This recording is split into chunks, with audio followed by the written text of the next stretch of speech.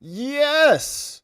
Hello, my beautiful friends. What a technically difficult start to the show it has been.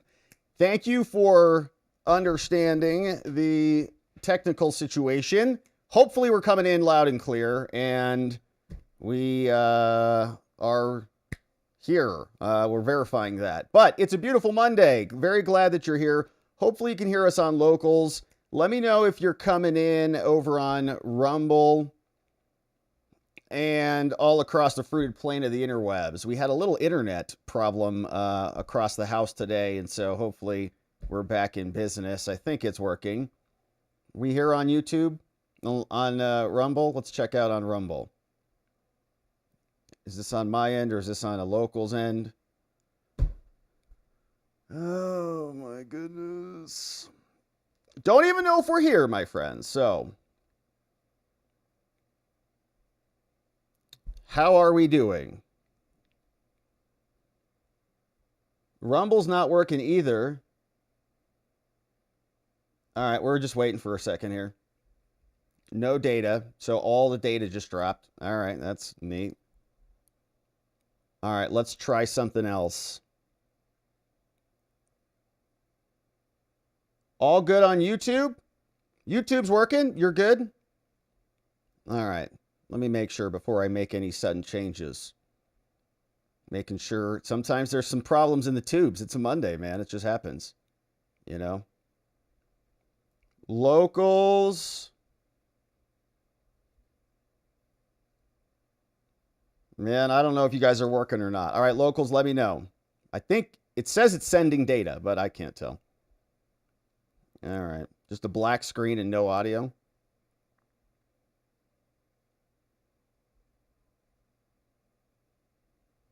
All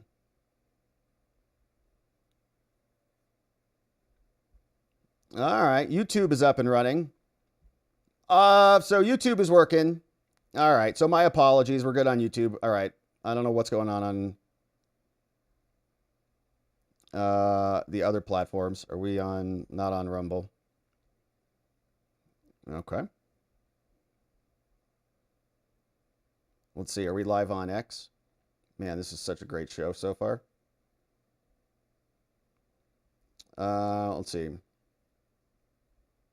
Looks like we're live on X. Okay, so maybe it's just a locals and Rumble thing. It's good on X. Locals has a connection issue message. All right. So, my friends, we will get into it. My apologies. Let's just start appropriately.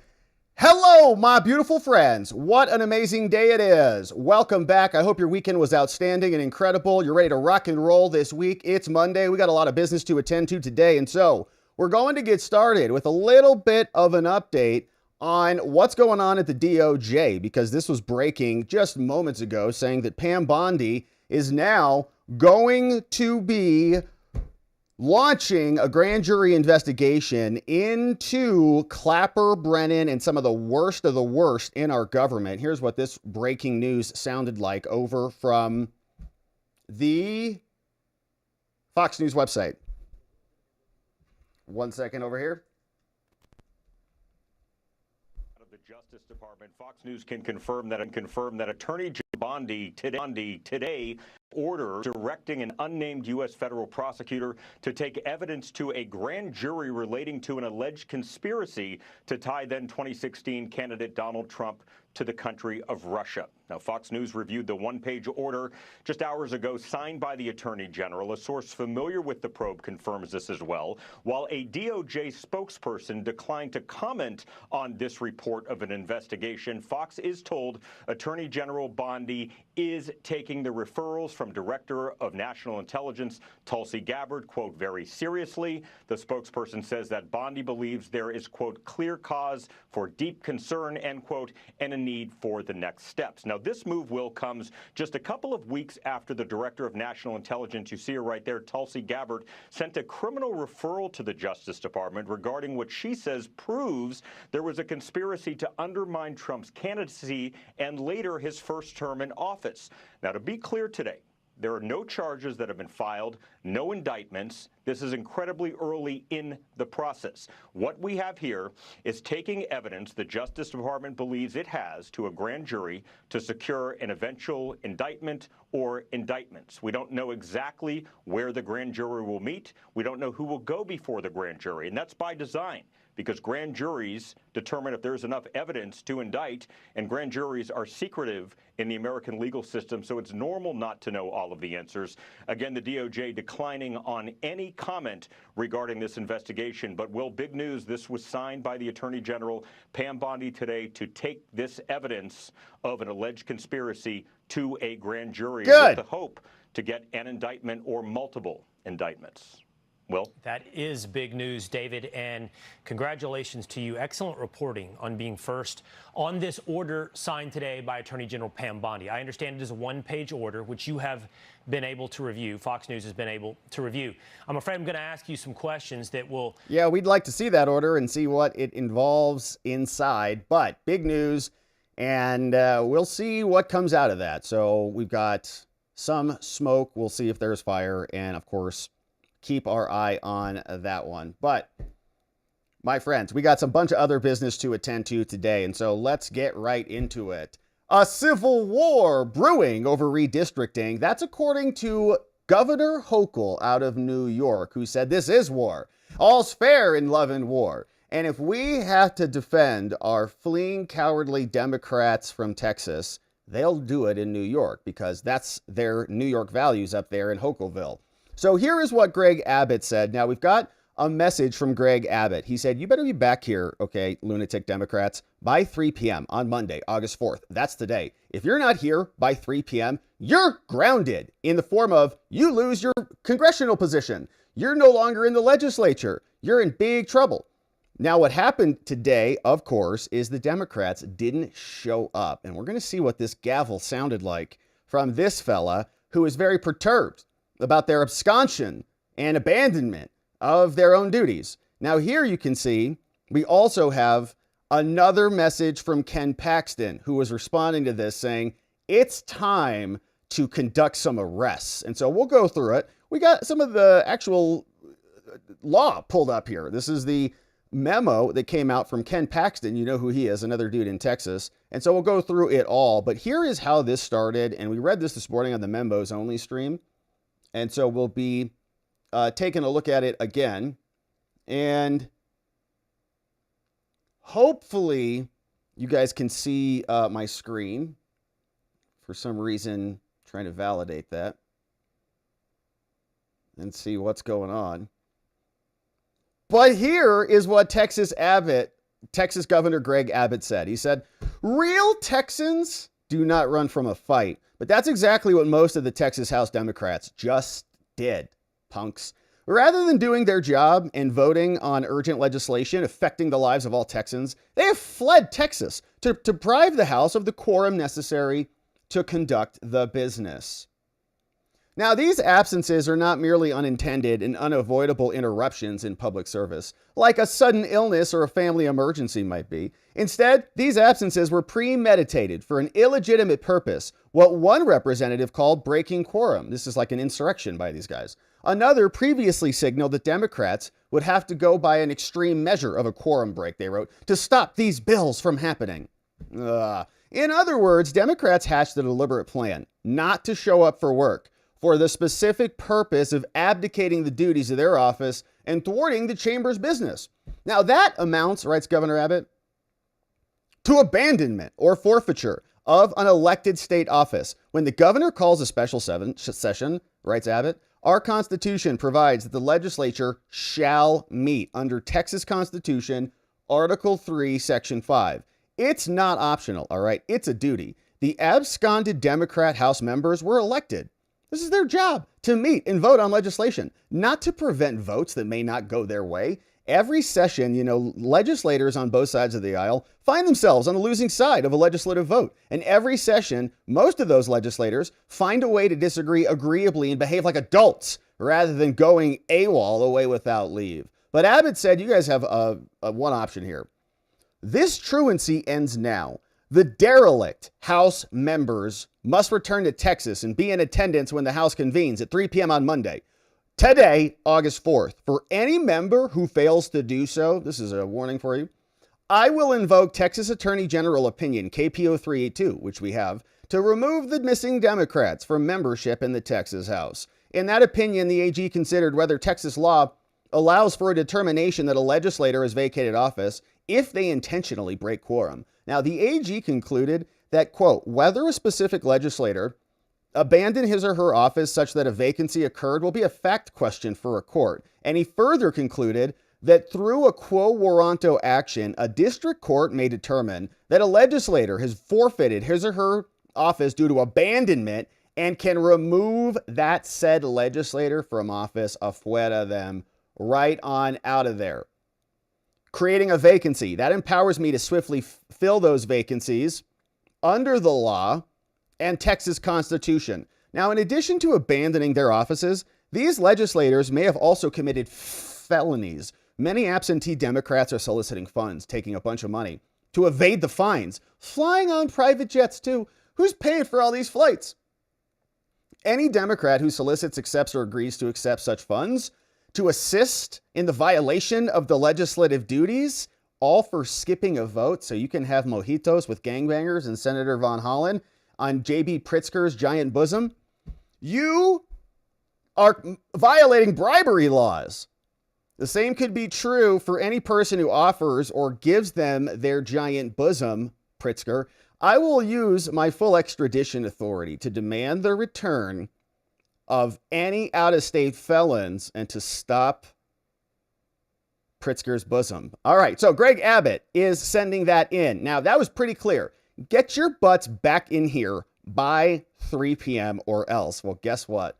The clock tolls for thee, Democrats. Clerk, ring the bell.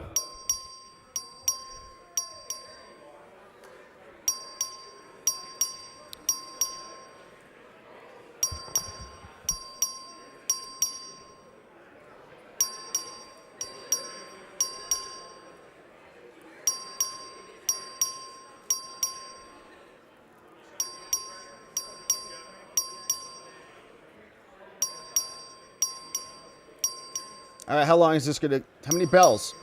All right, we got it. All right, so this is what the Democrats are doing to us. Can you believe this? Have all members registered? Making us suffer in pain. Have all members registered? No, not the Democrats. The size of this gavel. Oh! Members, a quorum is not present. The roll has been called, Arrest and a them. quorum has not been established. Let me begin by commending the members who did show up. Those who answered the call, honored their oath, and came here ready to work for the people of Texas. Thank you. Your presence speaks volumes. You understand that the issues before us, disaster recovery, fighting for the families who lost loved ones in the floods, human trafficking, and more, are not abstract policy debates. They are real-world problems demanding immediate solutions. But instead of confronting those challenges, some of our colleagues have fled the state in their duty. They've left the state, abandoned their posts, and turned their backs on the constituents they swore to represent. They've shirked their responsibilities under the direction and pressure of out-of-state politicians and activists who don't know the first thing about what's right for Texas. To be absolutely clear, leaving the state does not stop this House from doing its work. It only delays it. And every day this chamber is unable to act, the cost grows. In response to this dereliction of duty, and pursuant to the rules of the House, I am prepared to recognize a motion to place a call on the House and any other motions necessary to compel the return of absent members. Should such a motion prevail, I will immediately sign the warrants for the civil arrest of the members who have said they will not be here. Go get them! I will do everything in my power to establish quorum and move this body forward by any and all means available to this office. To those who are absent, return now. Show the courage to face the issues you were elected to solve. come back and fulfill your duty, because this House will not sit quietly while you obstruct the work of the people. The people of Texas are watching, and so is the nation. And if you choose to continue down this road, you should know there will be consequences. So get your Members? butts back to Texas and do your jobs, or else there will be consequences. Here's what Ken Paxton had to say about it. All right, Attorney General Paxton issued the following statement in response to the radical Democrat members of the Texas House of Representatives who fled the state to break quorum. Instead of showing up to work and doing the jobs they were elected to do, House Democrat members have fled the state in a cowardly desertion of their responsibilities as elected officials. These jet-setting runaways abandoned Texas, abdicated their duties in the House, and sacrificed their constituents for a publicity stunt, said Paxton. All true. I am prepared to do everything in my power to hold them accountable because these liberal lawmakers are not above the law. It's imperative that they be swiftly arrested, punished, and face the full force of the law for turning their backs on the people of Texas. In 2021, Attorney General Paxton's office successfully secured a Texas Supreme Court ruling that held that the House could arrest absent members to secure their presence and establish a quorum. That ruling helped create the current legal framework, which allows for rogue lawmakers to be found, arrested, and brought back to the Capitol. Attorney General Paxton will continue to use every legal tool at his disposal to enforce the law and stop the radical lawmakers from ignoring their duty to the people of Texas and breaking quorum. You want to read the case? Take a look at it, which I do believe that we have. So we'll go through them now. We also see this came out from Briscoe Kane, and he's a dad over who is a state representative there in Texas. And he posted this today. He says, I just signed a motion to put a call on the House, which is the first step before issuing the warrants to bring the Democrats back to Texas. Nice. Good looking signing right there, sir. We appreciate it. Go get him. All right, so here is Greg Abbott. He came out and talked to Fox about this today. Here's what the governor had to say. Greg Abbott joins us now. Thank you so much. Can you tell us from your perspective, what is the issue? Why did they leave? So they're leaving and they've left because they're very un-Texan. Texans don't run from a fight. And there's a fight going on in the legislature right now about redistricting as well as other things. But I'll make two quick points, Dana, about this. For one, to run to states like New York and Illinois to protest redistricting is kind of like running to Wisconsin to protest cheese. It's just kind of outrageous. Those are New York and Illinois are two hallmark states. They've already done redistricting to eliminate Republicans. But the second thing is far more serious. And that is what these Democrats have done. Just a small fraction of them were needed to break a quorum, and that small fraction is holding hostage legislation in the state of Texas where we will be able to provide assistance and reform for all of the victims of that horrific flooding that we've had in the state of Texas. Our fellow Texans are being let down and not getting the flood relief they need because these Democrats have absconded from the responsibility, and I believe they have forfeited their seats in the state legislature because they're not doing the job they were elected to do. Governor. Democrats, typical, abandoning their constituents to go pal around on private jets with Pritzker and Hochul. Oh, now here was Hochul. She's very unhappy about this. She says New York is going to strike back. And she's using some pretty aggressive language here between this clip and this clip. In fact, this one, she says it's a war. We remember what happened when Joe Biden came out with his Gates of Hell speech, screaming at everybody. MAGA! Winter, misery, death. Ah. Remember all that insanity? Well, she's also insane. Here's what she sounds like from New York. Who don't care, will not invest their heart and soul into this battle. This is a war. We are at war. And that's why the gloves are off, and I say, bring it on. With that, let me turn it over to our great speaker, Kyle Hasty. The gloves are off. Didn't they say Trump was an insurrectionist because he said fight like hell, even though that's what the Democrats say all the time, fight like hell, fight like hell, fight like hell. They're like, that's an insurrectionary coded language for white supremacist neo-Nazis. What are you talking about, weird people? But anyways, Hochul is out. She also shared this little exchange, and they're very unhappy about this. They're like, how dare you do what we do to you? They're like, if we want to kick you in the nads every day as much as we want, we're allowed to do that. We know it's dishonorable. We know it's not the right thing to do, but we're allowed to do it because we're just, hacks and we have no integrity and we want all the rules written for ourselves. And we can just continue to do that. And then when we wise up, put a cup on and start kicking them in the nads back and practicing our swings, well, then they start crying from the rooftops. How dare you do this? You can't kick us. We don't even have any nads anymore anyway, so you can't kick anyways. But stop, it's still patriarchy. Relax, all right? And here is she now. She's coming back. They're so mad about this. Here is what Hochul said. While Donald Trump and his co-conspirator, Greg Abbott, erode our democracy and drag us toward authoritarianism. Spit it out, Hochul. Now, what Texas and Republican states are doing at the direction of Donald Trump, I say is nothing short of a legal insurrection. What? Against our capital. Legal meaning they're using the legal process. Does not mean it's legal, and it must be stopped. If Republicans are willing to rewrite these rules to give themselves an advantage, then they're leaving us no choice. We must do the same. There's a phrase, you have to fight fire with fire. Oh! That is a true statement of how we're feeling right now. And as I've said, another overused but applicable phrase. What? All's fair in love and war. War. Oh, we know you can't say those types of words. You get indicted for those words. You have to defend yourself against prison from special counsels and multiple lunatics who say that you try to overthrow democracy, and they have a whole select committee about it because that's how insane they are.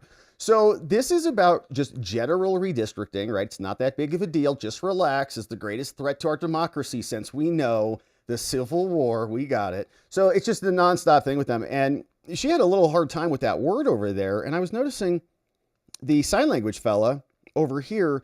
Do they translate the stutters? I was wondering this. Do they actually translate the stutters? Because he did something right there. Like, see that little maneuver right there? Is that a stutter or is that like an actual language? Because I think that's when she was stuttering. Listen. Authoritarian and drag us toward authoritarianism. Now, yeah, I think that's right. He translated that perfectly. He's like, the hell she just say right there? That's sign language, I think. The hell is that? She's crazy. Well, I don't know. All right, anyways, moving on. So sign language, great job to that dude. He did a great job on that. And you can see there were more. This fella is over running for governor of California. And here's what he had to say in response, because now we have this little situation brewing where all the states are jockeying over each other to see who can redistrict each other harder. And the Democrats have been redistricting their whole constituencies hard for years. They're big fans of it. And so now the Republicans are like, all right, we're going to do a little redistricting ourselves. And they just have a meltdown. So here is what this California gubernatorial candidate had to say about this entire battle.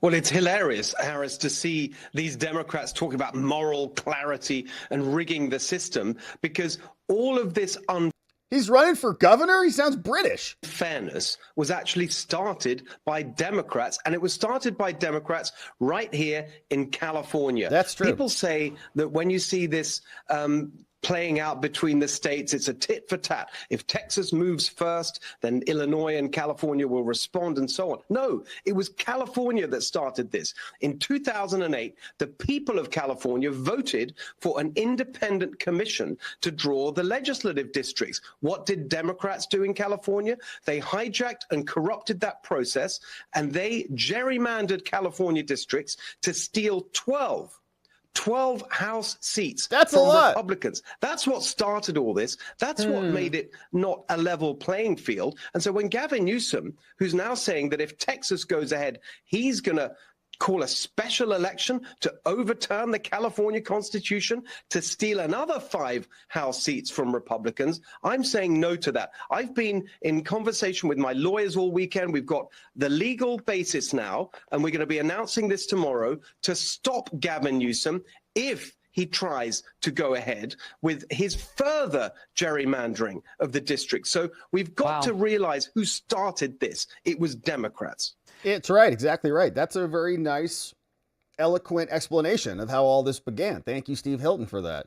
Learning more about this fella. Must be from England, who can run California much better than it sounds like any Californians can. So we'll keep our eye on that one. But here was the actual order that was referenced. So diving in, can we actually arrest these Democrat fleeing cowards? That's the question. And we saw that Governor Abbott referenced this document, KP 0382, which is here.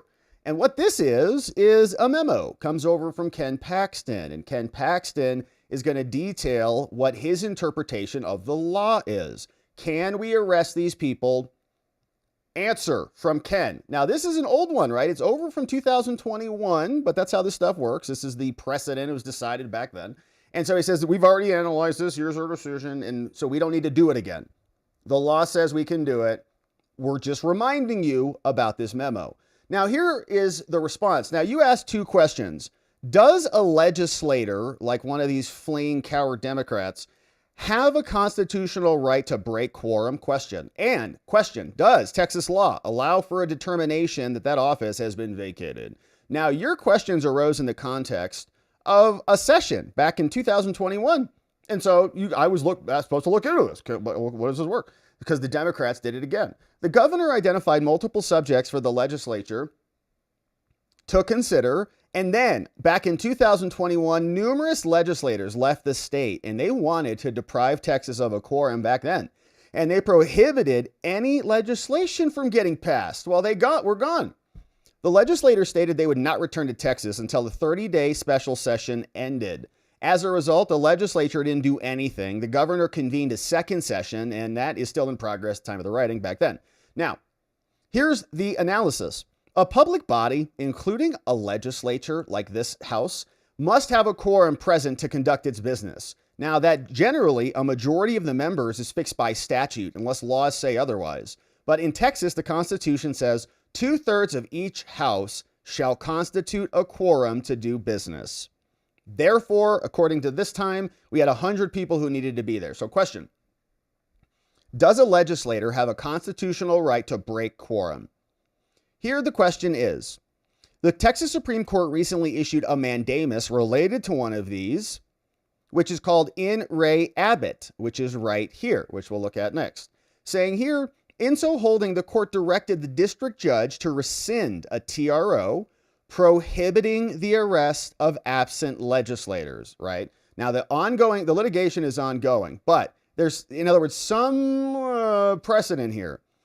The court told the judge, get your order off. The prohibition, your order that prohibits the officers to arrest the legislators.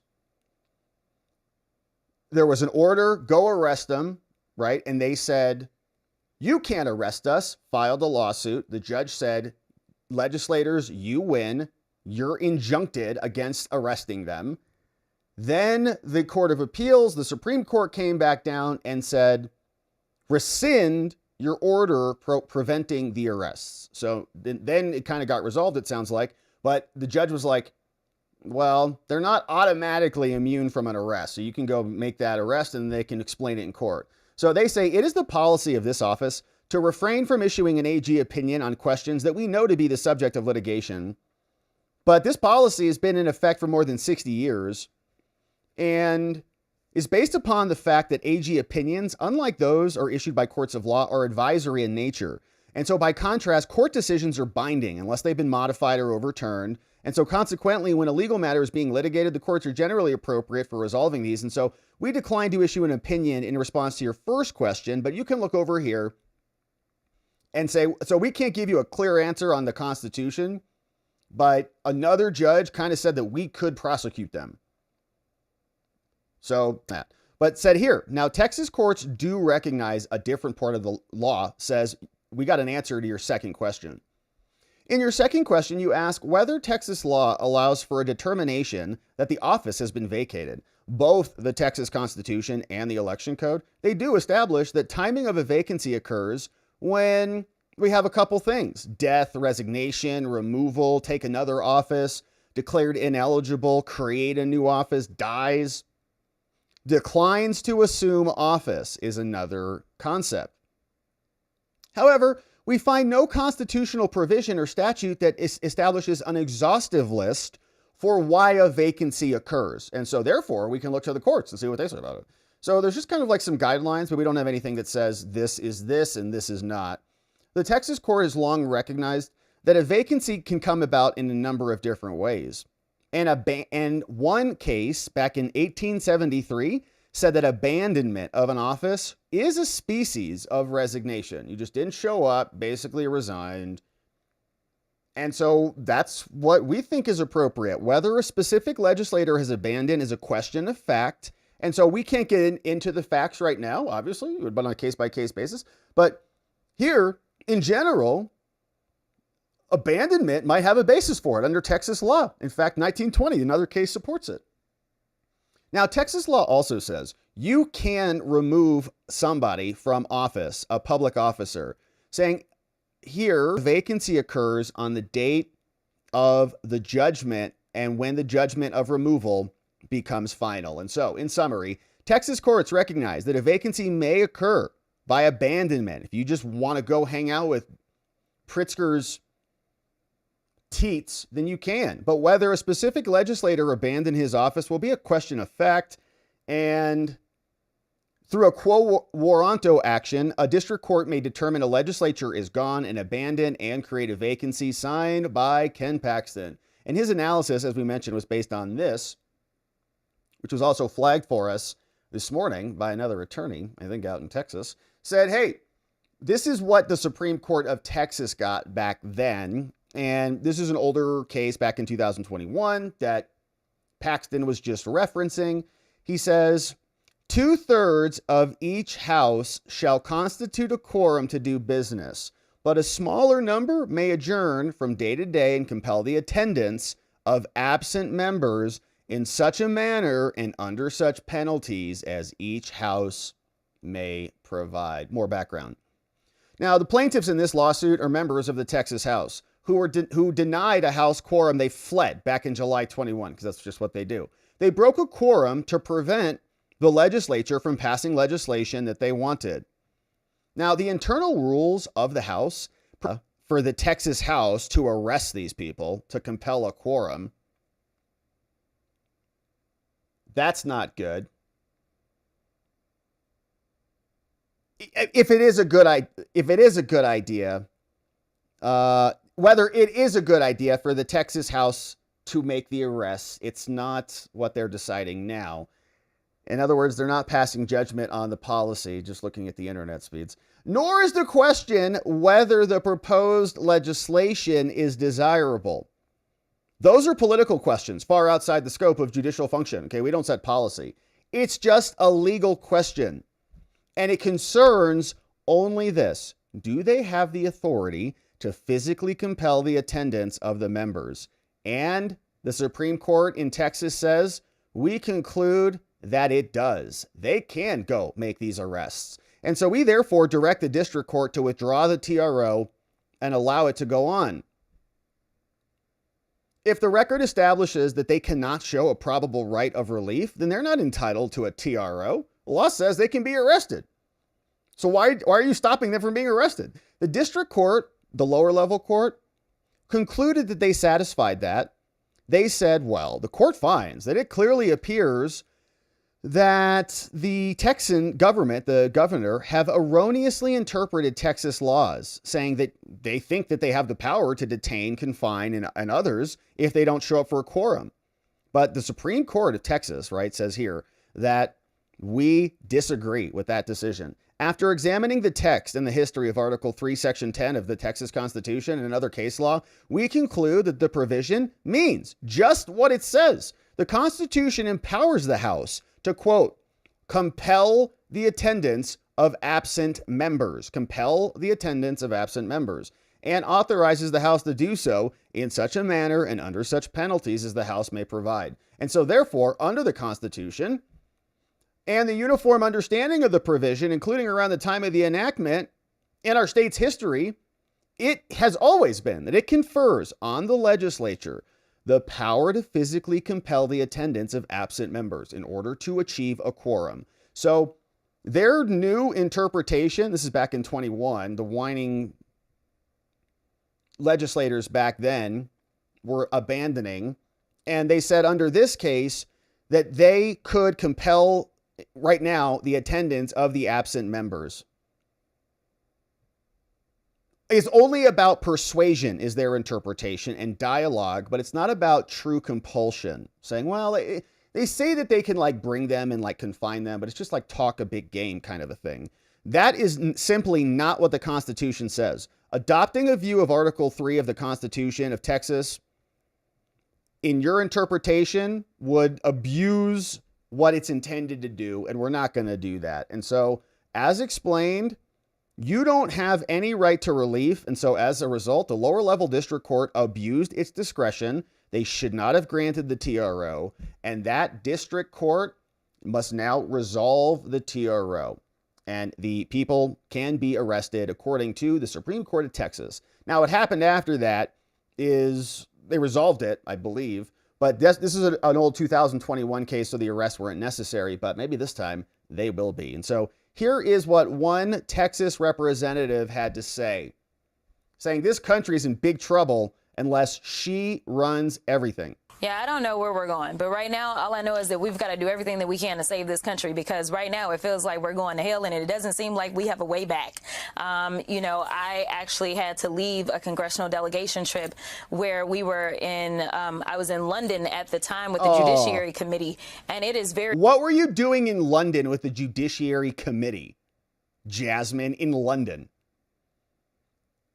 Are you a representative of London? Very frightening to see how far, how much influence this terrible regime is having, not just in this country, but on other countries. It is also terrible that our friends don't know if we can be good friends. We know that Canada is upset with us. We know that Mexico is upset with us. All right, well, I saw the Canadian Prime Minister out in the streets over the weekend with some dude in a thong up his butt.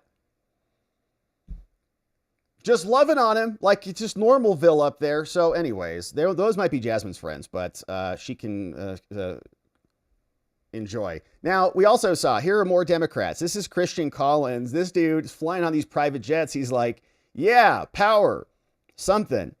Let the people vote. Then he gets on a chartered private jet somewhere that has a private walkway and a folding table pop-up right there. And he says, we're going to go fight for the people. Texas Democrats, climate change is real. Climate change is real. Climate change is real. Then hops on a private jet to get out of there because he doesn't want to do his job. Get back to work, man. All right, so here's another one who's hopping aboard this private jet. They're all super happy about it. They're like thrilled. Like, this is crazy. This is so fun. We're going to get drinks before we take off. She's posted, Cheryl Cole, I'm heading to Chicago right now to stop this rigged redistricting process. We can't allow Trump and Greg Abbott to steal power from the people. With these maps, we're continuing to hold the line and fly on private jets to Pritzker's mansions. Now, Hakeem was also talking about it. He says the Democrats are doing a great job down there. We're going to fight for these seats. We also saw that they're actually saying that this is a crime. Trump wants to commit yet another crime, said Craig Kazar. This is a crime for the Texas legislature to modify according to their own rules. All right, so they've just lost it, essentially. But here is this fella. He's another individual in the Texas State House, and he's explaining what he's seeing from his end. The United States Constitution and the Constitution of the great state of Texas absolutely allows us to undergo this type of redistricting effort. So we're doing something that's completely legal, it's completely constitutional, and I am doing everything I can in my power as an elected member of the state of Texas to make sure that the state of Texas does everything in its power to make sure that Republicans hold on to a majority in the United States Congress. It's as simple as that. That's completely legal. It's totally permissible. The United States Supreme Court has said so on multiple occasions. We should have, quite frankly, we should have done this during the regular session and had this in the rearview mirror by now. So then, So they are working hard in there to get the Democrats back in. And here was Senator Tom Cotton explaining his take on what's happening in Texas from his position over in the Senate. Well, Sandra, as we've seen in the past, the Democrats have tried to do this in Texas over voting changes or over redistricting about 20 years ago. And in the end, they end up losing. Governor Abbott can call another special session. They just don't have the votes to stop this because Democrats aren't popular in Texas. But I find it deeply ironic that Democrats are fleeing Texas over gerrymandering to New York and Massachusetts and Illinois. New York just tried to do a mid-decade redistricting. Massachusetts has a horrible gerrymander. Republicans there typically get 35 to 40% of the vote, sometimes even more. They don't have a single member of Congress. And Illinois' congressional map, I would compare to the scribblings of a small child, but it would be unfair to small children. It is a horrific gerrymander. So it's rich the Democrats have fled Texas to these deeply Democratic states with terrible gerrymanders. Yeah, and I guess they're going to work harder. They're going to gerrymander even harder in some of these blue places and make it really hurt. It's, all right, fine, let's go. You want to play that game? That's fine. We're in favor of using the Democrats' tactics against them. If they're going to use it against America, then the Republicans, unless they want to get blown out again after the Trump era is over, then they'll learn how to fight and use the same tools the Democrats are using. And then if they don't want those tools to be used, they have to make sure that they act with haste and act with uniformity to make these measures pass permanently so the Democrats can't regain control and reclaim their foothold. We'll, of course, keep our eye on this one. Hopefully the arrest warrants are being prepared right now. We see some arrests soon. All right, so let's turn our attention over to this update. We got a Ghislaine Maxwell update. And here is some news. Hopefully we're connected on most platforms. Coming in loud and clear on some of them. I know we're not working on locals today. That's for sure. All right, anyways, we're back. All right, so let's get to it. Victims now speaking out in the Maxwell Epstein cases. We see letters are now being filed in here that are coming into the Honorable Judge Berman. And we got two of them we'll look at. They're actually pretty strange. And they're pretty negative and aggressive towards Trump. But something is interesting here in that they are basically begging, pleading the judge, do not release any details about their identity or their information. And they're asking for essentially this evidence to be slowly reviewed. They want all their lawyers to review everything. And it's interesting to see both of these letters read in contrast. They're very short. We'll read them. They almost sound like they're written by the same person, but we'll go through them and see what you think about them. But before we get there, we also saw that Maxwell is going to have her deposition delayed, postponed. James Comer responded to Maxwell and her attorney saying on July 23rd, Ghislaine's lawyer, David Oscar Marcus, the committee issued a subpoena to Maxwell. We were going to have an interview with her on August 11th, coming up soon. Now, since then, our committee at the Oversight and Government Reform Committee has engaged with your lawyer in good faith negotiations, including regarding the date and the location of the deposition. Now, on July 29th, days ago, your counsel informed the committee that unless several conditions were met, you would invoke your Fifth Amendment rights against self-incrimination during the depo, so she doesn't get charged with new crimes. These conditions include a grant of immunity, the deposition occurring outside Tallahassee, and access to our questions in advance. And you also want to wait until your case is concluded at the Supreme Court and your habeas petition is resolved. Now, your testimony, writes Comer, is vital to our efforts about Epstein, which is the point we made last week. It's like, okay, well, You sent a subpoena, so do you want her or not? Because she's not going to talk unless you give her immunity, including the 2007 non-prosecution agreement and the circumstances surrounding Epstein's death. These investigative efforts may be used to inform potential legislation to improve federal efforts to combat trafficking and reform the use of non-prosecution agreements that give everybody, all co-conspirators, immunity.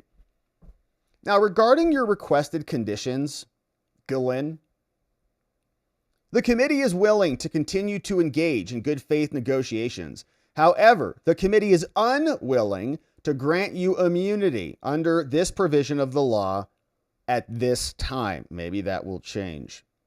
Now, further, while the committee is unwilling to send you questions in advance, the committee will continue its longstanding practice of engaging in forthright and detailed discussions about scoping. On July 30th, the U.S. Supreme Court told us that your petition will be considered this next cycle when they come back from break in September 29th. In light of this notice, we will now, Ghislaine, delay your deposition until after we learn what the Supreme Court has to say. Sincerely, James Comer. Now, what's interesting about this is that he kind of didn't address one of these. So grant of immunity, he addressed right. Where did I go with that? Yes, unwilling to grant you immunity right there. Okay, so he connected that one. Number one is cared for. Number three, questions in advance. He took care of that right here. It's going to continue its longstanding practice of engaging in forthright and detailed discussions. So we're unwilling to give you the questions in advance. 4, they granted her that too. We'll wait. But number 2, they didn't really answer. The deposition about outside Tallahassee. Well, and the good news for Ghislaine is that she's not there anymore. So Comer, at the time of this writing, she may have been being transported, but she got moved. She's now hanging out with the rest of the Martha Stewart types who, stole hundreds of millions of dollars or whatever. So that is the letter over to Ghislaine. So her attorneys now will not have a deposition. We got a lot of time until we can expect her to talk publicly or even to Congress. And we'll see what the Supreme Court says soon enough. But we got some other updates. You may see this also. In the Ghislaine Maxwell case, if you were here when we covered the Ghislaine Maxwell trial, we were very familiar with all of the attorneys who were representing Ghislaine. One of them was called Christian Everdell, and he was one of the defense attorneys, part of her team. She had about 4, sometimes 5 of them, who were all working in her defense. And recently, we just got notice that they want off the case because Maxwell got new lawyers. In fact, here's what they submitted today via Christian Everdell, saying, all right, here's my declaration. We're asking that you allow both of us and our law firm to withdraw as counsel so we can get off her case and pass it off to someone else, saying, I'm a partner over here. And in my affidavit, I'm letting you know that we were originally hired to help her back in July 2020. Her sentencing concluded her district court proceeding. She filed a notice of appeal, but we did not represent her on her appeals. Then Todd Blanche entered his appearance on this case. Okay, this was back in 2022. Fast forward 3 years. Todd Blanche, now entering his appearance, filed a motion to unseal the grand jury transcripts. Then we got other people, David Marcus, the guy we've heard from before, appearing on behalf of Ghislaine. Now, defense attorney here, Christian, he says, I've spoken with her new attorney, and he's going to be handling the unsealing matter. He's also informed me that he's discussed with Maxwell, and she says, she's okay with me getting off. There's no liens, no past due money, and I declare under penalty of perjury all this to be true. So we got a changing of the guards on her attorneys now officially happening as well. In addition, victims' letters now coming in to the court docket. You see, this one was addressed to Judge Berman, and this is in the Epstein case. So we've got 2 cases, the Maxwell and the Epstein case. And this one is August 4th, and it's been revised, and I don't know if it was written like this specifically, or if they transcribed it for us and just wrote like this could have been like a handwritten letter, in other words, and they transcribed it so that it was not identifiable. And this is a handwritten letter, so they're just putting it into the record, just kind of sanitizing it so you can't see it. So here is what it says.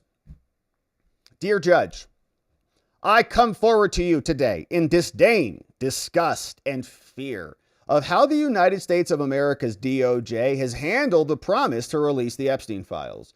Out of respect for the court, I will keep this short, to the point, and as direct as possible. It has been a very difficult time for me personally, mentally and emotionally, dealing with the circus around the Epstein files. I use quotations because what are these, quote, files anyway? I regrettably feel the need to come forward and shed some light on the government's motion to unseal the transcripts, documents, and exhibits from the, quote, case that was never tried, because Epstein's now dead. Sad to say for the victims, we never got our day in court. Apparently, she says, Epstein killed himself. Under whose watch? Oh, was it Trump's DOJ? Interesting. Interesting. It is interesting because it was Bill Barr who came out. He was like, suicide. Like, what did you? Suicide. He killed himself. 100% killed himself. You're like, Bill, did you do it? No. Me? No. I didn't do it. No. But have you read my dad's book called Space Relations? It's a great book on Amazon. Check it out.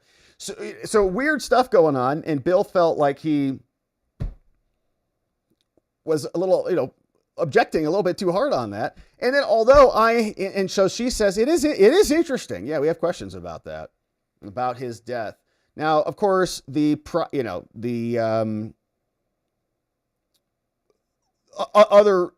Trump was just like inherited a small portion of this. This has been going on since the Bush years, and many other administrations, including in 2007, were well aware of what was going on. Anyway, so here's the victim. Although I am for complete and utter transparency in this case, we deserve transparency from our own government. The agencies that were supposed to be there to protect us victims, and guess what? They utterly and completely failed us. Yeah, and that's true. And who got fired for any of this? Nothing. Like nobody did, right? Nobody. Nobody's been charged. Nobody's been fired. Nobody did anything wrong. Everything was by the books. Trial was great. Unfortunately, with their disregard for the victims, I feel it is imperative to write this letter to the court. Now, because I personally desire to remain anonymous, I feel like I do not have a voice. Therefore, with it being my right to have an opinion as a victim in this matter, I have a voice to speak to the court in the United States. She says, Dear United States, I guess that's us, I wish you, maybe the government, would have handled and would handle the whole Epstein files with more respect towards and for the victims. I am not some pawn in your political warfare.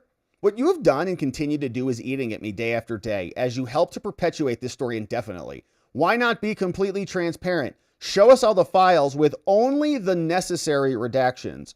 Be done with it and allow me and us to heal. Now you protect yourself and your powerful and wealthy friends, not enemies, over the victims. Why? Well, we know why, because they're powerful and rich. The victims know the truth. We know who are in the files, and now so do you. Do you really think the public is that ignorant of the truth? Further redacting the names like yours will only cause the distraction you say you don't want and the conspiracies that you are in fact stirring. So I will continue to stay silent and continue to hide from all the pain and suffering out of fear of you and your wealthy, powerful friends. In the end, we are the biggest voices of truth, and the truth always comes out in time. She continues, Dear Judge Berman, so we see this is very in favor of releasing it, okay? But only the necessary redactions, like release it, give us the truth, we want transparency. But, Dear Judge Berman, in making your decision to allow the United States and the current sitting attorneys to request to release these files, I ask you to have our attorneys review the suggested redactions, as they are the ones who also know the victims, their names, their truths, and the stories, unlike the government, who did not and does not even care to know our truth. They would rather ask a convicted, imprisoned sex trafficker abuser for information than us.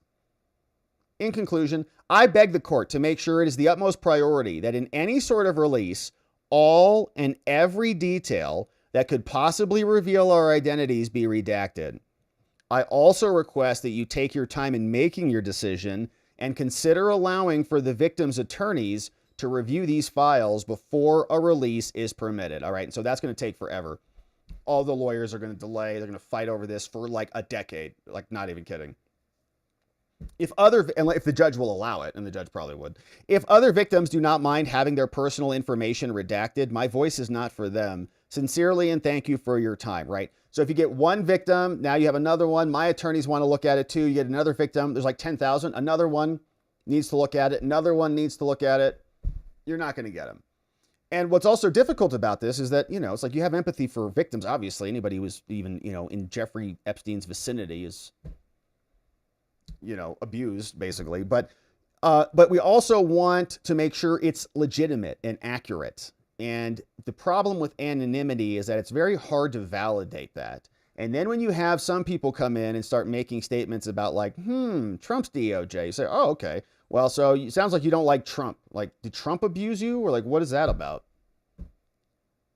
Like, just say that if that's the case, you know, or you could just write anonymously some of what you said or something, you know. So there's a lot of other options here. A lot of this feels like, to me, it's just like meat around really the crux of what we're trying to get at, which is if anything comes out, just don't release any details. Okay, everything has to be scraped off the bone on this thing, and let our lawyers look at it. So ultimately, what I read out of this is practically legally, they're objecting to the court releasing this stuff. This person is saying I want it all released, kind of smearing Trump in the process, but ultimately, all and every detail needs to be redacted. Let our lawyers look at it so it never comes out. So we get a very similar pattern here with another letter. Formatted the same. As a suffering victim of Epstein and his co-conspirator, I would like to highlight some things that stand out to me and for many reasons on the latest memo written by anonymous members of the DOJ. This is the 2-page memo that was a joke. 1, I am not sure the highest priority here is the victims, which is true, obviously. Justice for the victims or combating child exploitation. Or at least I do not feel this way. I'm not saying it's fair. If there was justice for victims, we would see some kind of accountability for the years they allowed this horrible human being, if you can call him that, to prey on underage and young girls. They even tell us it's 1,000 people. While jet-setting around the world with other high-profile individuals and trapping his victims in various mansions and his island.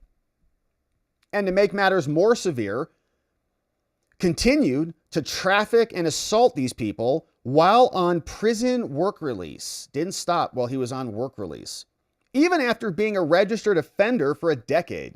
Rather, I feel like the DOJ and the FBI's priority is protecting the third party, quote, the wealthy men, by focusing on scrubbing their names off the files of which the victims know who they are. To learn that, here you go, that our own president have utilized thousands of agents to protect his identity and these high-profile individuals is mind-blowing. That's their focus. Wow, right? So like they feel like just attacks on Trump to me, right?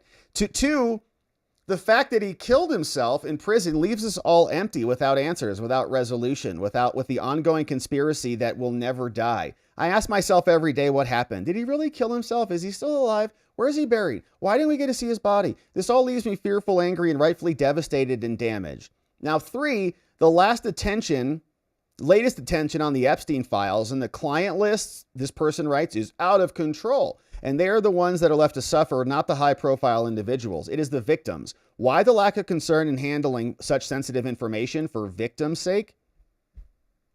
She says, I appreciate your time to reading my short thoughts and feeling, and my anxiety and frustration is not aimed at you, obviously. It is aimed at the very government here, the ones asking to release the transcripts, exhibits, etc., of which, and they're not really asking for exhibits, just the transcripts, of which victims are not privy to, while they have concluded there's nothing more to see here on the files they hold. Yet no one has seen them. So I think what I would request from you, Your Honor, is to consider having an approved third party release these documents. Here you go again. To ensure that no victims' names or likenesses are revealed. It's imperative with the scrutiny over this frenzy that victims are completely and entirely protected. And it's like, man, what a nice little gimmick you can have if you can just have a bunch of victims write letters on the Epstein case that nobody really knows who they are, and they can all blame Trump. Just send a bunch of letters in, right? They just go find out one of the thousands of victims. Who the hell knows? Court doesn't know because the DOJ doesn't know. They're all anonymous, and they just put them on the docket, and then we read them, and then the media is going to write a bunch of headlines about this. They already have been. You've seen them. Epstein victims speak out and single Trump. What are they hinting at? What do they know? Just because they put his name in there, right? It's a smear, obviously. So I have attached the portion of the DOJ memo and the link to their statement. We know what it is. It's the 2-page unsigned document, which was a botched thing. I mean, I can't argue with her there. They botched the whole thing, but we're dealing with it. But consistent with prior disclosures, this review confirmed that Epstein harmed over 1,000 victims.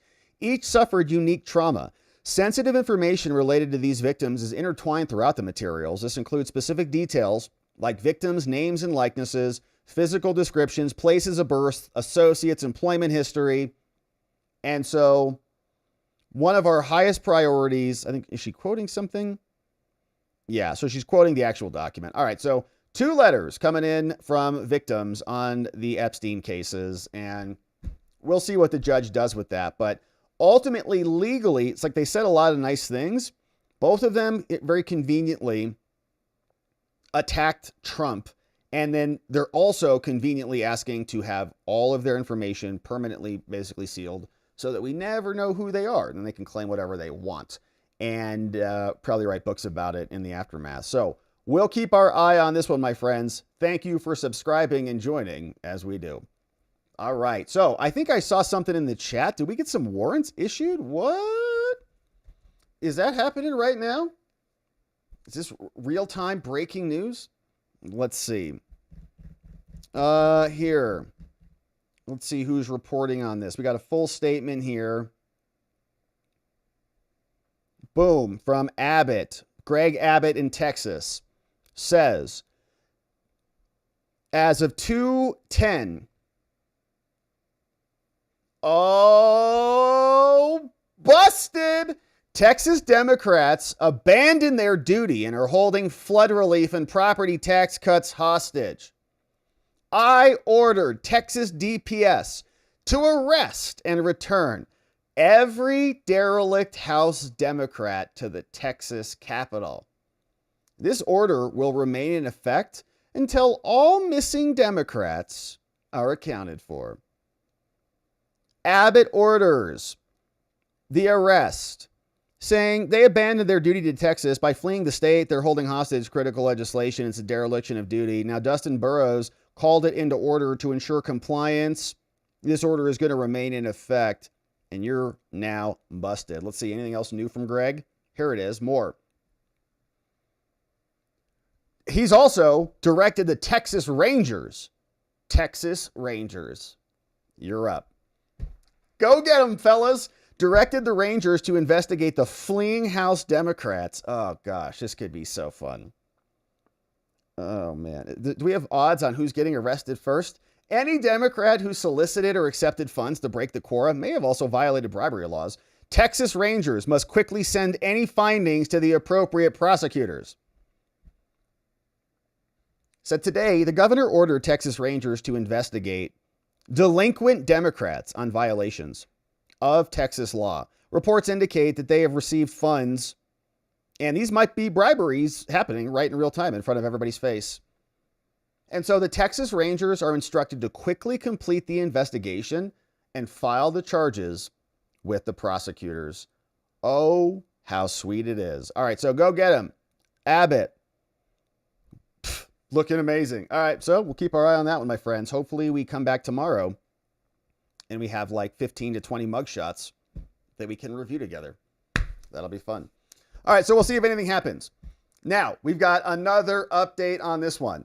Alina Habba continues to fight, this time in an interesting little twist. A criminal defendant who is in her district, who's being prosecuted by her office, is filing a motion to dismiss in his case, saying, Alina Habba is not even legitimate, so my entire criminal case now has to be dismissed. Now, what is interesting about this is it sets up this battle for many of these judges who are, as we know in New Jersey, very, very blue. They do not like Alina Habba. And so which way do they go?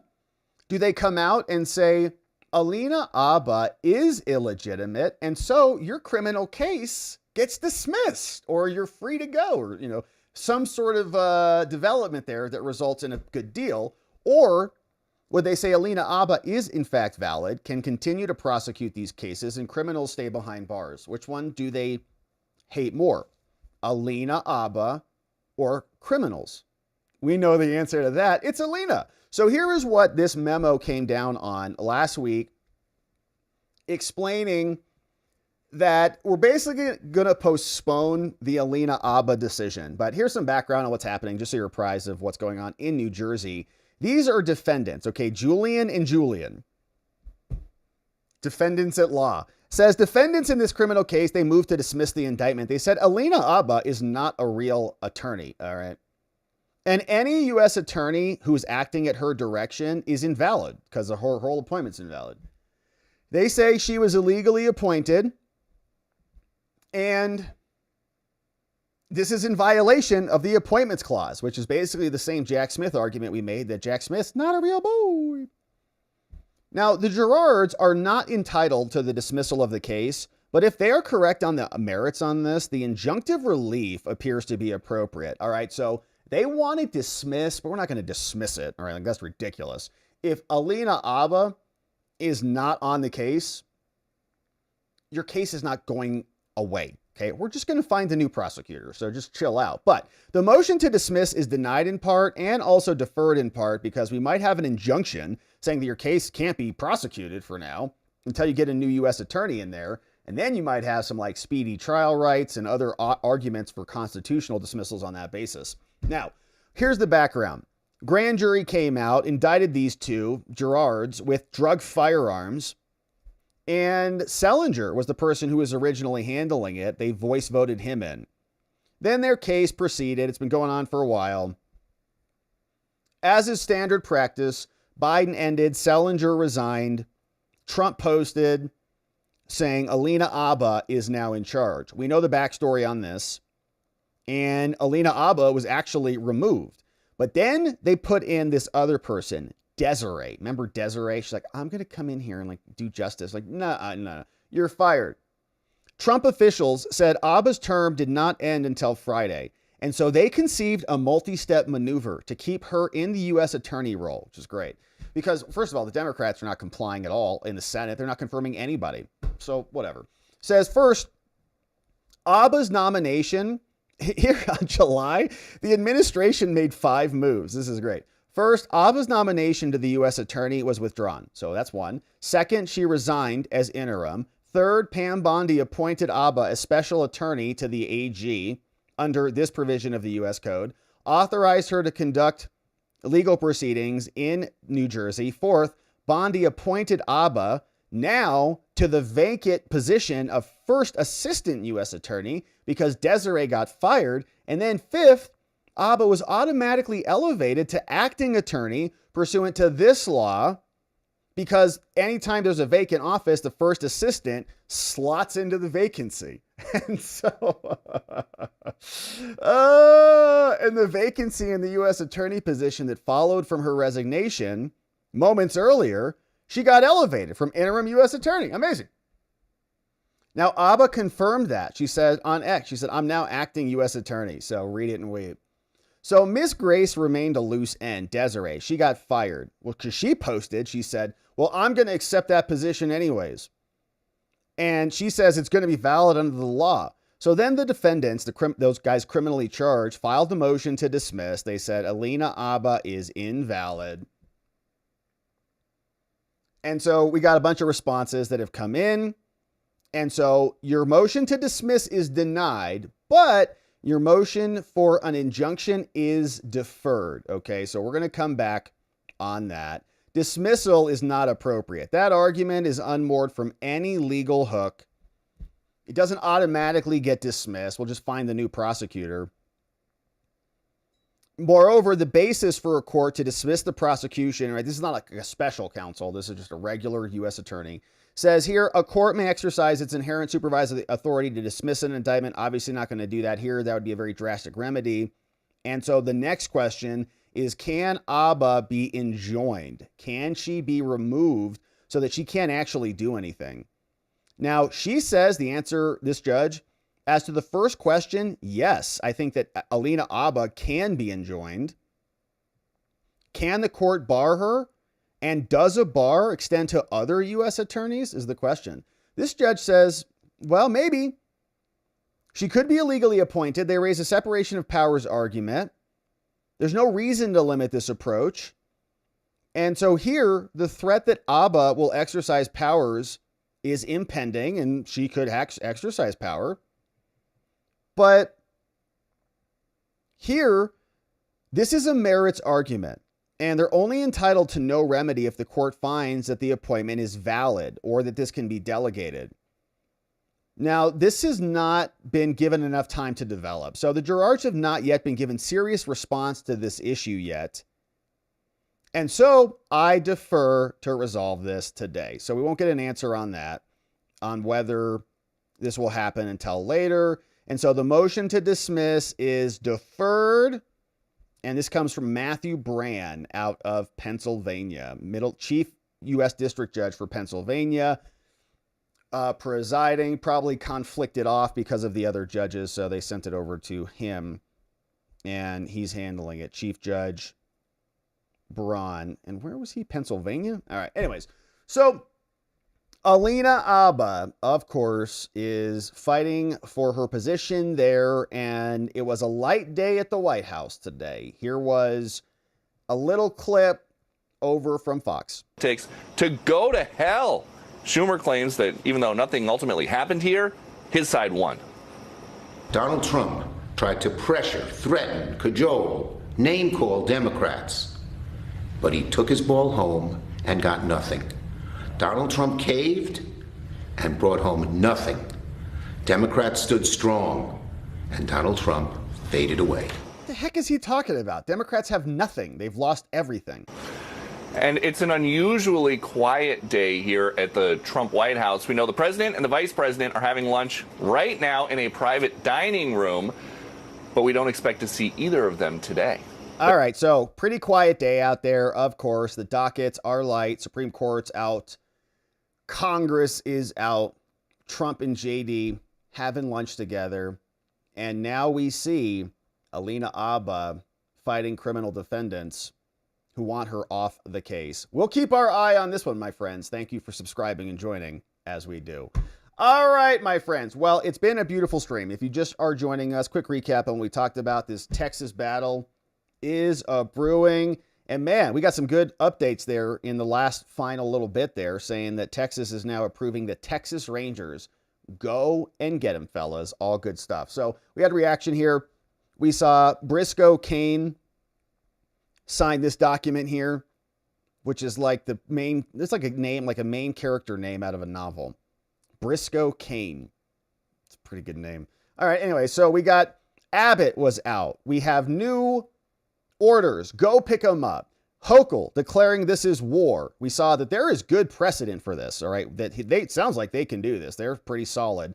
The Supreme Court of Texas even says, yeah, go get them. You know, there's pretty clearly some power to do it. Jasmine Crockett is upset. Democrats are flying around on private aircraft fighting for the people. And we got Hakeem Jeffries saying the same. We looked at the map. We heard from other people like Tom Cotton and other people from Texas before we turned our attention to Ghislaine Maxwell. Her old attorneys want to get off the case and sub in the new attorneys. Pretty standard stuff there. But we read through their withdrawal. We also saw 2 letters come in from victims, both of them conveniently kind of smearing Trump and wealthy men and all the things, which there's some truth to a lot of what they said in certain regards, but it felt like the ultimate legal request, stripping out all of the other language in there, was to don't release much of this stuff. Let our lawyers look at it. And so practically, it feels like it's just meant to stall things out and smear Trump. Not even really serious victims letters. But all right, anyways, Habba, of course, also fighting for her position, and an interesting case there. But now, my friends, it's time to hear from you and see what you say about all of this. Apologies on the technical problems today. Not sure exactly what's going on. Locals says we're live, but I don't think that we are actually live. So let's see who's here and joining us on the day. What a beautiful afternoon it has been. And Donut is clipping for us. Thank you, Donut. Yeah. Oh, we got some comments over on Locals. Hey, happy Monday, my friends. That was your boy this morning when I was spinning around. I had the circle spinning wheel of death multiple times on my OBS, which was really frustrating because we had a perfect stream this morning. Nothing went wrong this morning. And then you come back, you do the same thing, and suddenly it doesn't work. Anyways, Raymond Ridgway. It's really hard to fill a show on a hot summer day with a slow news like today. You know, that's a true statement, Raymond Ridgway. I try not to complain about that sometimes, but like today was slow. What the heck is going on today? Let's talk about arresting Democrats. Although that segment was pretty good, but it has been slow. Like Supreme Court, Congress, like what is everybody doing in Washington? Get to work, do something. Gosh, Ravicus, let me be clear. I belong in here. That sounds like a great start to a poem about some self-reflection that Obama can get into. Run Mead, what's going on? If the timeline of the hoax begins around 2015 until now, and the grand jury indicts Jack Smith and Trump's home invasion, will the investigation look back, be impaired? And that's a great question. Do you mean like a kind of like a post-mortem or like a case review? I mean, I think it depends on how you want to define the conspiracy, quite frankly. So if you want to define the conspiracy as being preventing Trump from gaining power, then you could, that's broad enough that you could define that all the way from 15 to now, basically. So it depends on what you're looking for and what the purpose is, but I don't think it impairs anything. And I think Jack Smith should be indicted. Hey, Jason Blue, what's up? Welcome aboard, Jason Blue. Grab the members only stream from this morning. It was a good one. We had some fun. Bucky's is Rome. Out of all things, Republican AGs and governors can investigate and arrest Democrats. For in all their states, we get Democrats getting arrested for being drama queens. I guess it's something, but it's not the kind of arrest and charges I was hoping for. Yeah. Yeah, what's going on, Dan? Hey, regarding the username being used for the YouTube lives, I have the name of Dan Sundin, 1259. But on other YouTube live sessions that I tested earlier, I was known as just Dan Sundin. Google has both name formats. I think the question was, is there a setting in my chat that I can turn that off? And I can't find it. Bucky's is Rome. I'm old enough to remember Republicans not arresting Democrats for encouraging the funding of illegal aliens into the United States in violation of federal laws. I wish Republicans went this hard about Democrats breaking real laws that caused real Americans to be attacked and eliminated. But I guess we are reduced to taking what we can. We can't get everything, but some of the things we can be happy with. Don't. Crockett can always farm when she gets canned. You think she can be a good farmer? For some reason? I'm not sure what she could grow. Farming's pretty difficult. So I'm not real sure what she's going to do. Call me legend. Says, do not ask for whom the bell tolls. It tolls for thee, Texas Dems. Bong. Bong.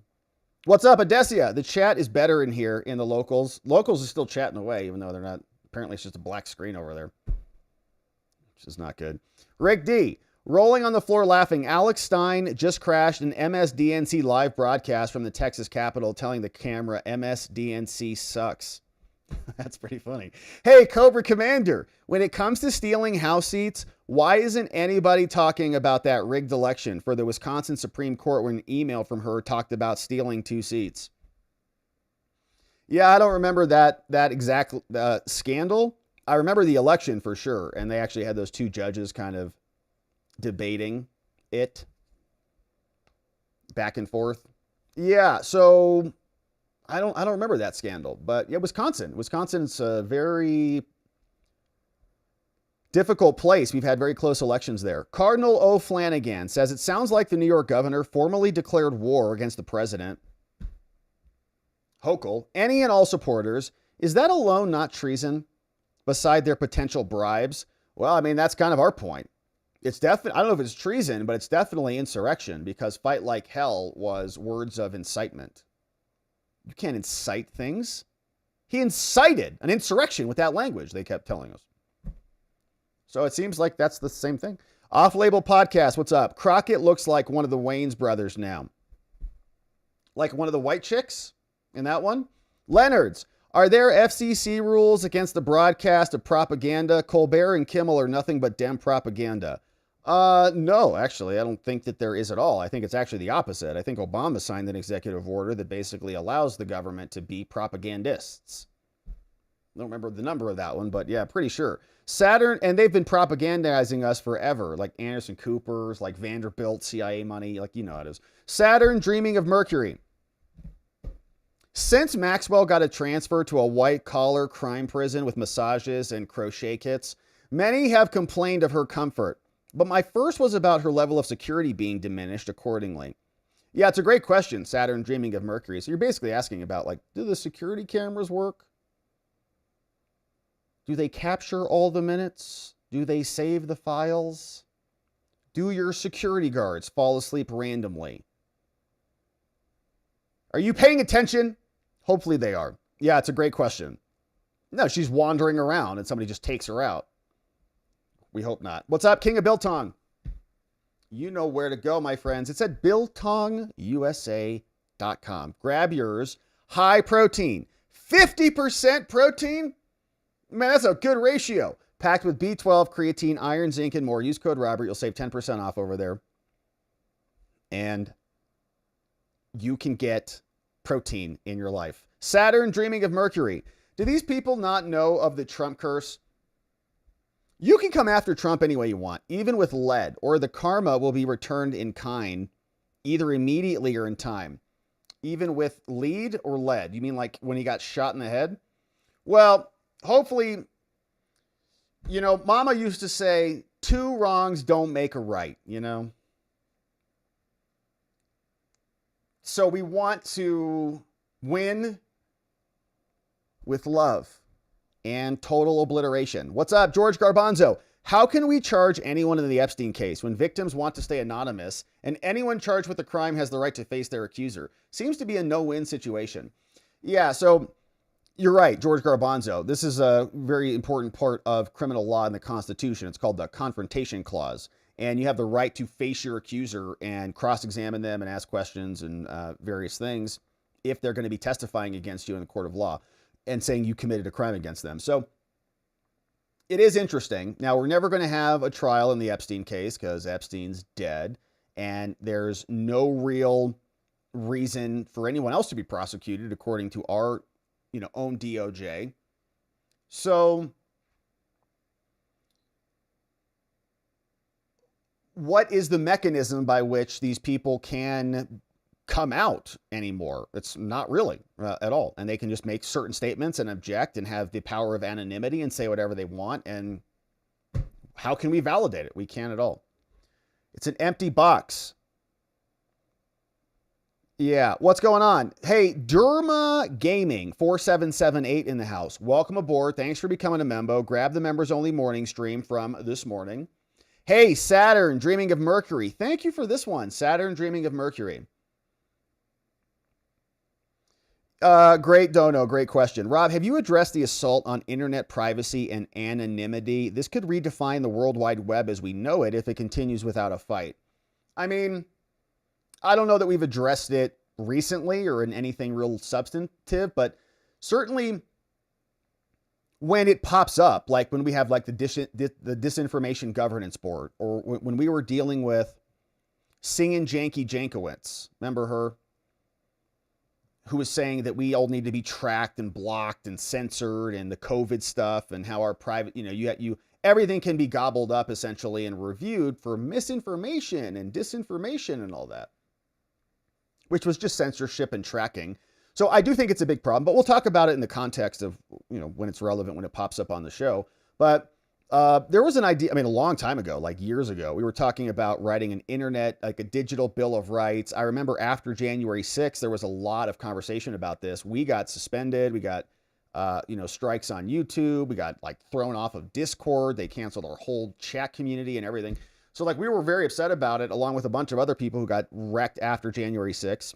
And I know we talked a lot about it back then, but I think it is a concern. And I think a lot of our privacy is basically just gone. So even if you're not logged in, okay, they can just get fingerprints from your IP addresses, from the browser that you're using, from your user agents, from all of the hashes. They know who you are, even if you're not logged in on anything, even if you're in incognito, probably even if you're in a VPN. So, because they got, most of those are bought and paid for anyways. Like Zuckerberg owns his own VPN companies. You know what I'm saying? So yeah, and they all buy and sell data anyways with each other. So yeah, it's a great question. I think it is a big battle. I think there's one thing that's pretty cool. I like to experiment with some of this stuff. Like I just installed BitChat. Have you seen that? It's Jack Dorsey's new app. It's called BitChat.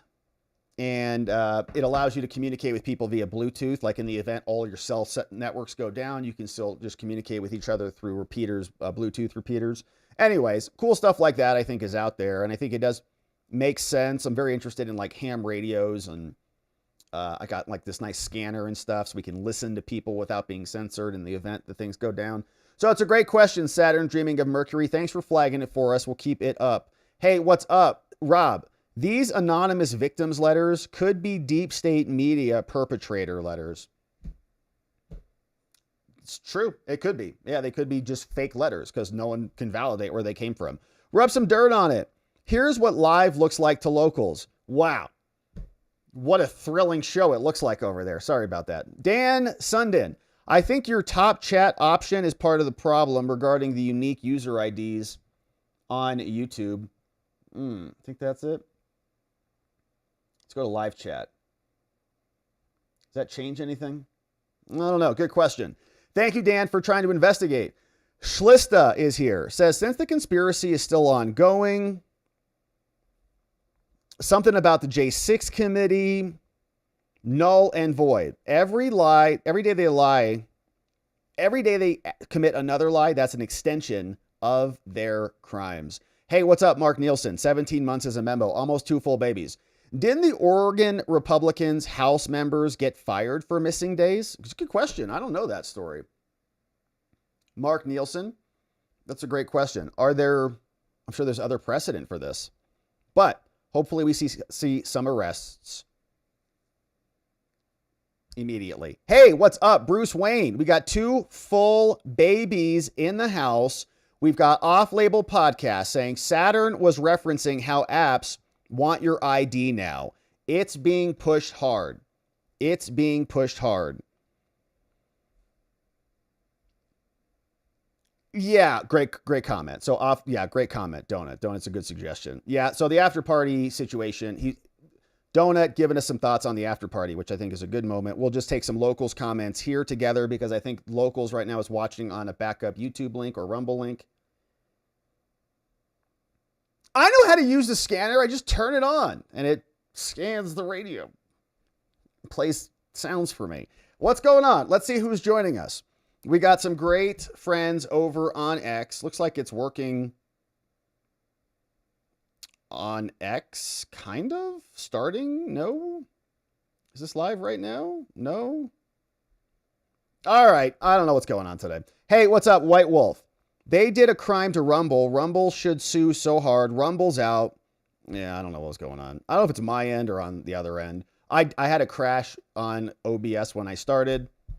And then I had to reconfigure some things. But Anyways, ex-friends, thank you for being here. Locals, sorry for the confusion. Let's take some of the locals' comments and see what's cooking over there, and then we'll wrap it up on the day, my friends, and reconfigure for tomorrow. Yes, indeed. All right, let's see what we got. Yeah, okay, so we got some comments over there on locals. And let's make sure we're not missing anything else. All right, so my friends, we'll leave it there on the day. Apologies for the technical problems. We will get back on track tomorrow, but we did cover some good ground here today. So we'll pause here for the evening. Want to thank our amazing mods and meme smiths. Shout out to Donut and John. Thank you for modding the fort down for us and keeping things nice and orderly around here. We appreciate you. New members, if you just joined us, we had a great members only stream this morning, so be sure to check that one out. But we'll pause here for the evening, my friends. It's going to be a great week. Hopefully tomorrow we have a little bit more activity, and we're expecting a lot of activity because I expect a full bus, multiple buses of Texas Ranger officers unloading Democrats one by one. And we'll just get our popcorn ready. All right, so my friends, it's been a beautiful night. Thanks for being here. I hope your Monday has been amazing. I hope your week is off to an incredible start. We'll pause here for the night. We'll come back tomorrow to get into it again. Thank you to our amazing mods and meme smiths, K-Beam, Carrie B, Donut, John, Neuro D, Janek, Dog Digger, Just Rhonda, Elliot, and Jigum. All modding the fort down for us, keeping things nice and orderly around here, my friends. We're going to have a great week together. Thanks for being here. And thanks for coming back tomorrow, because we are coming back tomorrow to get into it again. And in order to do that appropriately, we are going to need to see you right back here so that together, with your help, we can shine that big, beautiful spotlight of accountability and transparency down upon our system with the hope of finding justice. See you back here tomorrow, my friends. Make it a great night. Sleep very well. I'll see you right back here tomorrow. Bye-bye.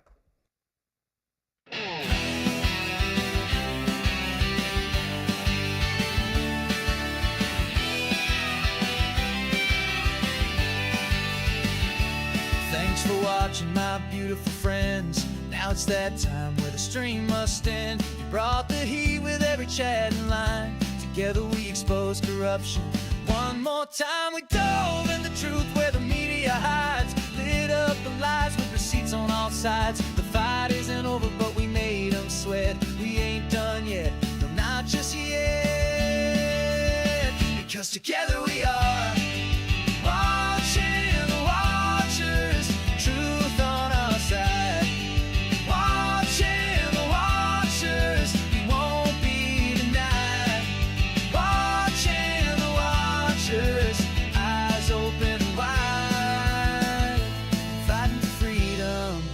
Nothing to hide.